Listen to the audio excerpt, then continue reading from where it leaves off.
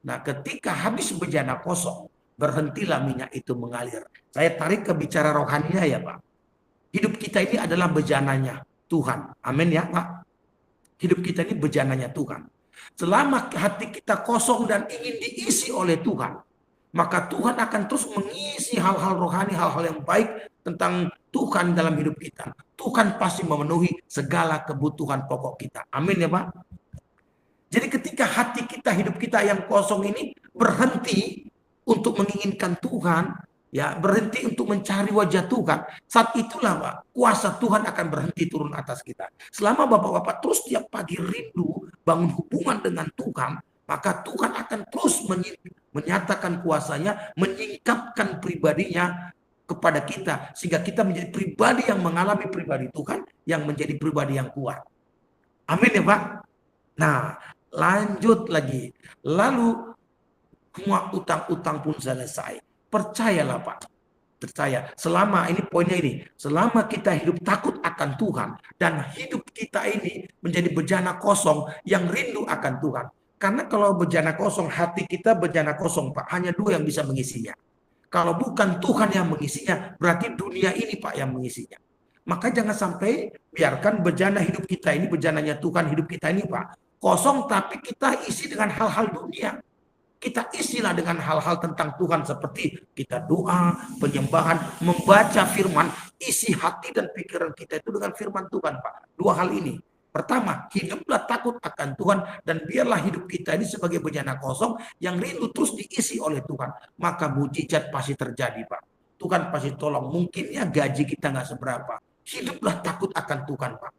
Tapi tetap ya Pak, sebagai seorang kepala keluarga, kita punya tanggung jawab Pak, memenuhi kebutuhan istri dan anak. Makanya kata pria, laki-laki Pak, pria itu kan sumber Pak, sumber. Ya. Coba perhatikan Pak, ketika seorang pria tidak menghasilkan Pak, ini bisa kacau Pak.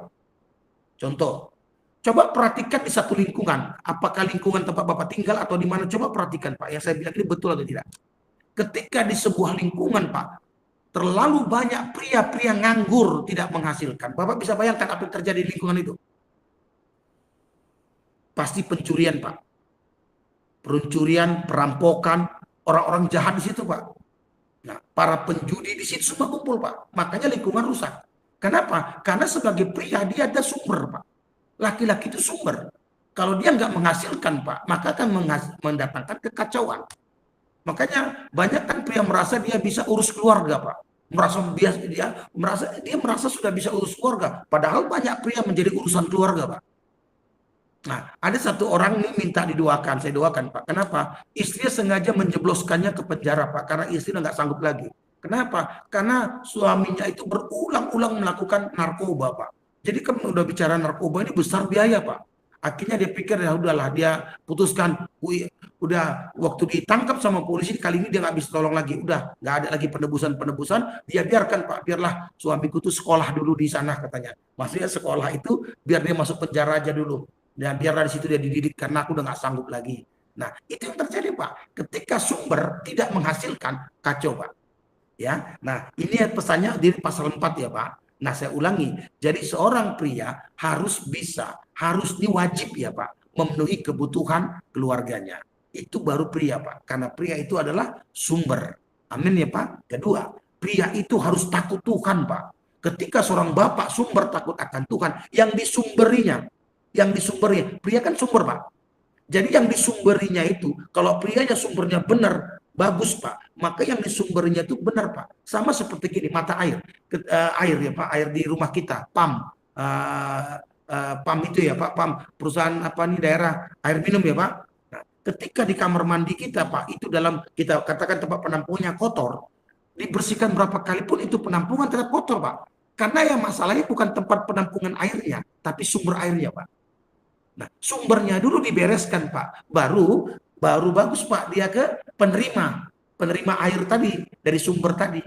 Hal yang sama juga berlaku demikian. Ketika seorang bapak sebagai kepala keluarga, sebagai sumber, hidupnya benar, hidupnya takut akan Tuhan, maka penerima sumber itu pasti hidup takut Tuhan, Pak.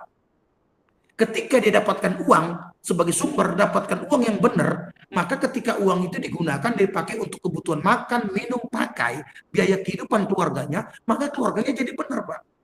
Tetapi ketika kita dapatkan uang dari sumber yang nggak benar, Pak, misalkan nih hasil tipu-tipu, ya kan, hasil korupsi, terus kita kasih makan keluarga kita, Pak. Nah, bukankah itu jadi kutuk, Pak? Dan akhirnya fasilitas yang kita kasih kepada keluarga kita, fasilitas yang nggak benar, Pak, sumbernya. Makanya anak kita bisa jadi jahat, Pak. Kenapa? Karena dari sumbernya sudah nggak bagus. Makanya sumbernya yang harus bagus dulu, Pak. Yaitu siapa? Kitalah kepala keluarga. Itu sebabnya yang ditangisinya bukan suaminya, Pak, oleh janda ini, tapi ditangisinya keadaannya. Karena dia bilang apa? Dia bangga dengan suami, takut akan Tuhan. Cuma ada sini kekurangannya adalah sebagai pria, sebagai hamba Tuhan pun dia bagaimanapun sibuknya pelayanan, tapi jangan pernah, ya, jangan pernah lupa tanggung jawabnya. Kebutuhan keluarga harus ada, gitu, Pak. Nah, lalu lanjut.